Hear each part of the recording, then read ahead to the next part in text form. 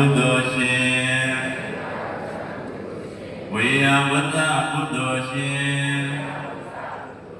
မိသားစုအပေါင်းတို့တွေဘေးရန်ပတ်သိကင်းငြိမ်းကြပါစေသို့ရိတ်ခတ်သိကင်းငြိမ်းကြပါစေယောဂခတ်သိကင်းငြိမ်းကြပါစေကြောင်းရခတ်သိကင်းငြိမ်းကြပါစေပူပန်ခတ်သိ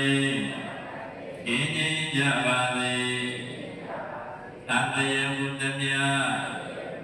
မတွေ့ရအေးချမ်းကြပါစေစီးပွားဥစ္စာအပြာပြာ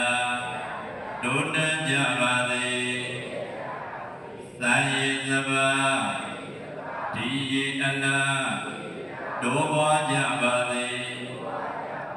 သုံးရသာရဏကြည်ပြူစွာဟန်ရနိုင်ပါစေ